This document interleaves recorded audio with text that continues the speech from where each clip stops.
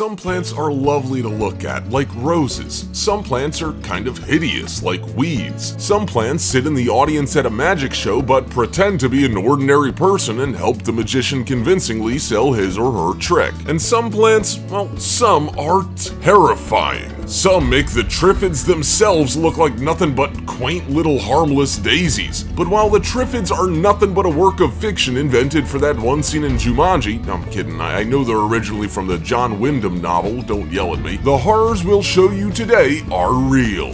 These are scary plants you won't believe actually exist. Before we begin, make sure to hit that like button, subscribe to our channel, and click the notification bell for more amazing videos every day. That being said, let's begin.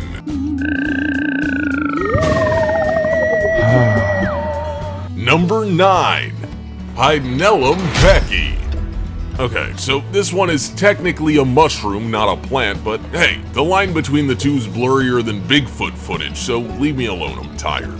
The Hydnellum pecki, or the bleeding tooth fungus, looks like an angry cherry bakewell exploded in a rage. In reality, the bleeding tooth fungus is a mycorrhiza with serrated spines at its base and oozing blood-like secretions on the top. Lovely. It literally looks like an acne-riddled pale face if the acne was dribbling blood in every which direction. And if you think that the top side is scary looking, wait till you see the underneath. Turn one of these things around and you'll see that the underneath is covered with small, vicious-looking spines. This is a flower with no good angle. No matter where you look at it from, it's gonna unsettle you. A rose, this is not.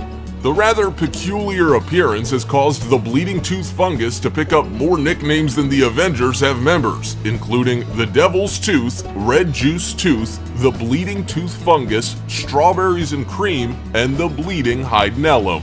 All those names are in reference to the gooey, colorful topside, but it's the horrifying and spiky, almost Lynchian underside that should really have you worried.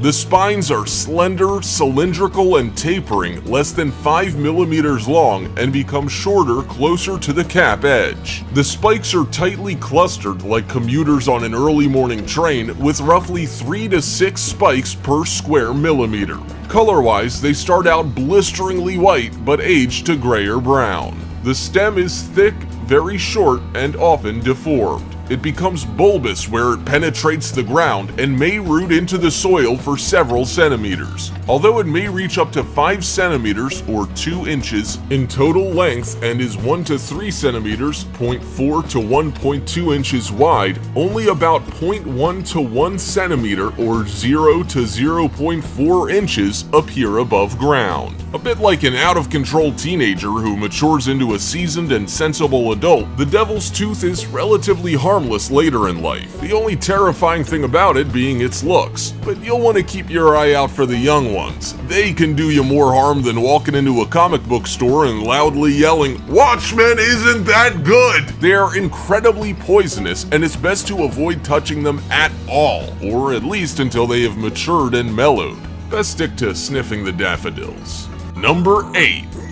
Hydnora africana plant. There's perhaps an argument to be made that the most terrifying plants in the world are the likes of tobacco and cannabis. Their products can be incredibly harmful and addictive and have done some serious damage to the world. But hey, reminding you that smoking isn't exactly great for your body does not an entertaining video make. We're here to talk about the cool but creepy looking kind of plants that you'd expect to see murdering beautiful but untalented models turned actors in low budget straight to Netflix horror movies with ropey SFX. These 5 plants would not only look like horror movie fodder, but are just as dangerous as their creepy aesthetic would suggest, which means body shaming them is A-okay. You're allowed to call something weird looking if it's also dangerous. Those are the rules. Okay, brace yourself for an onslaught of words that I might pronounce wrong. Here we go. Hydnora africana is an achlorophyllous plant in the family Hydnoraceae, native to southern Africa, that is parasitic on the roots of members of the Euphorbiaceae family. The plant grows underground, except for a fleshy flower that emerges above ground and emits an odor of feces to attract its natural pollinators, dung beetles, and carrion beetles. There's no flower quite like the Hydnora africana. It has no stem, no leaves. It only just about qualifies as a flower at all. Phew. If any botanists are watching, if I did a good job of pronouncing words like Hydnora, say, let me know in the comments below. If I did a bad job, no need to mention it, just keep it to yourself. The aforementioned fleshy flower part of the Hydnora africana acts as a temporary trap, retaining the beetles that enter long enough for them to pick up pollen. But capturing beetles isn't the only thing about the Hydnora africana that sets it apart from other plants. Unlike almost every other plant in the world, the Hydnora africana doesn't bother with photosynthesis. A bit like the one kid in a family of sports fans who goes to Juilliard to study the clarinet, the Hydnora africana set out its own path.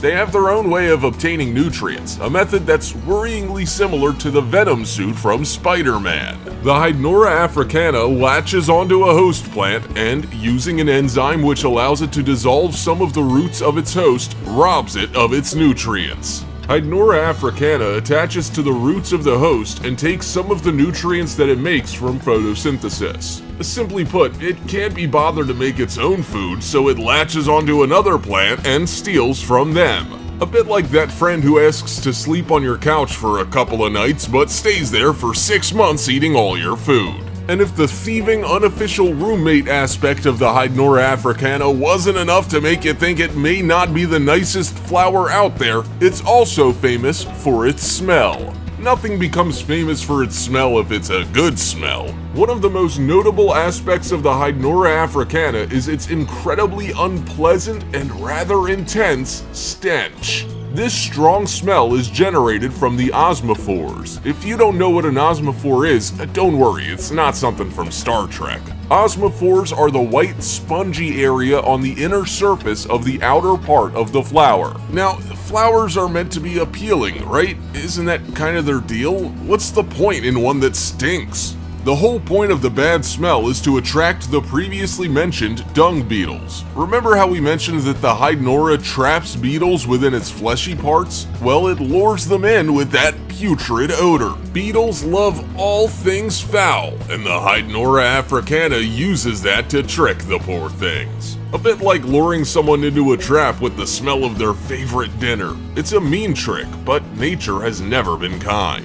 Now it's time for the rare topic. Before we continue talking about scary plants, we're gonna take a look at a strange plant. Though, of course, depending on how you personally define fear, this may be the scariest image of them all. This plant does not look like a plant at all. This plant looks more like a little figurine. This photo comes from a gardener in the United Kingdom, a man by the name of Adrian Smedley, keen gardener and local councillor for a small town in the city of Somerset. He is known for growing some of the best corn in the area. However, when he was plucking his latest batch of cobs, one of them looked distinctly odd. Naturally, he simply had to grab this photo. As you can see, it looks like no cob of corn anybody has ever seen. It looks like a small statue of a woman. Incredibly odd. It's worth noting that Adrian's political opinions are not popular with teenagers in the area, and as a result, he has been a victim to pranks before, so there's a chance that this is just somehow one of their pranks. But maybe something more curious could have happened. What do you think? Comment down below with the hashtag rare topic and we might pin the comment that best explains what is being shown on this image. Let's move on to the next one. Number 7. Giant hogweed. Giant hogweed may sound like something silly from Harry Potter, but it is in fact very real and terrifyingly dangerous. Heraclea mentagazianum, also known as giant hogweed, is big. Like really big, hence the name. Some of them can reach 10 feet tall, just like two Ariana Grandes standing on top of each other. But it's not just the size that should have you worried, it's what they're capable of, just like two Ariana Grandes standing on top of each other. The giant hogweed has a laundry list of, for want of a better term, superpowers they can use to inflict serious harm.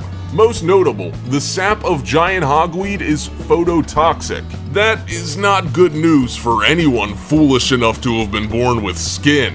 When a plant is phototoxic, it means that it can cause phytophotodermatitis in humans. If you don't know what phytophotodermatitis is, trust us, you don't want it. Phytophotodermatitis is a super serious inflammatory reaction to certain plants with symptoms including edema, delayed hyperpigmentation, erythema, and seriously intense blisters. Blisters so big you could legally declare them as accommodation and rent them out as rooms to students. Essentially, phototoxic plants such as giant hogweed can rob your skin of its ability to tolerate sunlight, and the effects are gnarly to say the least. Because of its phototoxicity and invasive nature, giant hogweed is often actively removed. In fact, on August 2, 2017, the European Union added the species to its list of invasive alien species of union concern. This means there are some pretty serious restrictions on keeping, importing, selling, and breeding hogweed. In fact, in the UK, it's actually illegal to even plant hogweed in the wild. Number 6. Actaea pachypoda. Here we go again with the difficult words. Actaea pachypoda is also known as the white baneberry or doll's eye because dangling on the end of its long red stems are berries that look oddly like a doll's eye. The good news is they're actually not eyes, so even though it may look like a bright red octopus with an eyeball on the end of each tentacle, the eyes are nothing but berries. The bad news is you definitely do not want to eat one of them. There's a reason you never heard of doll's eye pie. The berries look far from appetizing. Who wants to nibble an eyeball? And it's very lucky that they don't look seductively tasty. These eyeball berries contain cardiogenic toxins that can have an immediate sedative effect on cardiac muscle tissue. Symptoms of poisoning include intensive salivation and headaches, severe stomach cramps, dizziness to the point of hallucination, diarrhea, and burning of the throat and mouth. Ingesting berries can even lead to cardiac arrest and subsequently death. Because, cardiac arrest will do that to you. The white baneberry is mainly found in mature forests, or filths, ranging from southern Canada to Georgia and west to Minnesota. Now, I know what you're thinking. Seeing as we've just explained why the berries are super lethal, why exactly am I telling you where to find them? Why would anybody want to find them? Well, the plant does actually have a practical use. They're not 100% evil. Very small, and we mean very small, amounts of tea brewed from the roots of the plant can be used to relieve the pains of childbirth and PMS, as well as colds, coughs, and headaches. Just make sure you don't accidentally get a berry in the brew. Nobody wants a nice, soothing tea to be interrupted by an impromptu heart attack. Number 5. Brugmansia. The Brugmansia, also known as the Devil's Trumpet, is as deadly as it is silly looking. Hence the name. The trumpet part alludes to the plant's unique physical appearance, while the use of the word devil is in reference to its deadly poison. Symptoms to exposure include migraines, hallucinations, confusion, diarrhea, and, death. A bit like the last item on the list, some people make tea from the Devil's Trumpet, but it's not to aid with pain, it's in order to deliberately experience some of the symptoms. As you can probably guess, it's the hallucinations people want to experience, not the diarrhea. Nobody spends their teens and 20s experimenting with drugs because they like the sensation of losing control of their bowels. While it may seem like growing Brugmansia is unwise, given it's either poisoning people or getting them stupid high, people still grow the plant for its medical benefits, which include anesthetic and anti-asthmatic properties. Number 4. A wooden Cthulhu. From a tree that can cause you physical harm to a tree that can possibly cause you mental harm. To those unfamiliar with the works of H.P. Lovecraft, there is possibly nothing all that unsettling about this tree. So what? It's small, it's all curled in on itself, what's the big deal? But for those of you familiar with your horror literature, this tree looks worryingly like the infamous Cthulhu. For the uninitiated, Cthulhu, or Tui, is not to be messed with. This fictional cosmic entity, created by the controversial horror author H.P. Lovecraft, first appeared way back in 1928, the same year Mickey Mouse debuted. Let's hope those two things are unconnected. In the short story, The Call of Cthulhu. Since then, he, or it, has become one of the most notorious monsters in all of fiction. How scary is he? Well, even scarier than the idea of headbutting the last tree on this list. That's how scary. This strange and godlike mass of tentacles is depicted by Lovecraft as a giant entity worshipped by cultists and is physically described as looking like a blend between a human, a dragon, and an octopus. Tui's chief skill is the ability to drive men insane. If the tree in this photo truly is a manifestation of Tui, that's definitely something we should be deeply concerned about. Here's hoping it's nothing but a coincidence. Having said that, if a tree had to take the shape of a fictional character created in 1928, we wish it had been Mickey. He's less terrifying, only slightly so, but still less. In reality, what all scholars of Lovecraft will know is deeply debatable anyway. This is nothing but a tree that just happens to look like Tui, and that's not something to get too worried about. There are chairs that look like faces, clouds that look like dogs. There will always be things that look like other things. Take Mel Gibson, for example. He looks like an alright normal bloke, but he's actually a terrifying monster that could give Tui a run for its money. But that doesn't stop this tree from being a little unsettling to look at. Number 3. The Unclimbable.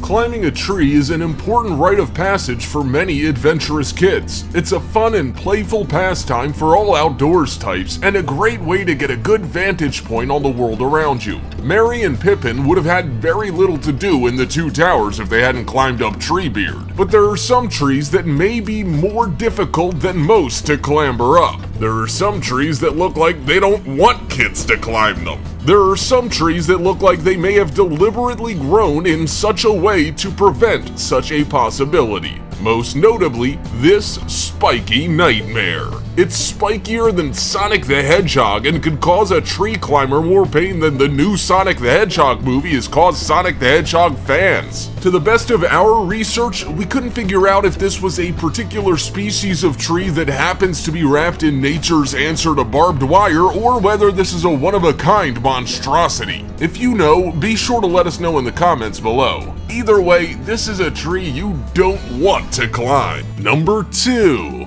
The Devil Tree. These next two photos have been doing the rounds for quite a while. It seems Groot has an evil twin, or maybe one of the Ents turned to the dark side and joined forces with Saruman. There are two trees featured prominently in these photos, and just in case you weren't sure which one we think is creepy, it's the one on the left. It looks like some kind of dark demon gripping on tight to the other tree. Is this some kind of monster straight from the depths of hell hiding in our world? Or is it just a coincidence and nothing but bark in the shape of a monster? The way it tightly grips the other tree is what's got people talking, even more so than its demonic aesthetic. It almost looks as if it's about to rip the second tree out of the ground and wield it as an almighty weapon against all who dare to stand in its way. Or maybe it's just a cute little hug from behind. Who knows? Even demons need snuggles sometimes. The dark coloring, the shape, the horn-like branches sprouting from the top, it all comes together to form one heck of an image. So much so that many who have already seen these pictures have dubbed this tree the Devil Tree. But what they may not know is that while this has since been called the Devil Tree, there is already something known as the Devil's Tree. Number 1. Pterocarpus angolensis. With every other tree on this list, we've looked at just one tree that happens to be a little creepy. But in the case of the Pterocarpus angolensis, it's the entire species that's creepy. But not just because of what it looks like, oh no, because of what it can do. Pterocarpus angolensis, also known as wild teak, which is handy because I don't want to have to keep saying Pterocarpus angolensis, looks like a perfectly normal tree. But things change when the tree is wounded. Where Treebird was a tree that looked like a man, the wild teak is a tree that can be injured like a man. When you cut into a wild teak, long trails of dark red liquid dribble down its trunk. This is a tree that can bleed. Seriously. For rather obvious reasons, the wild teak has earned itself a third name, bloodwood.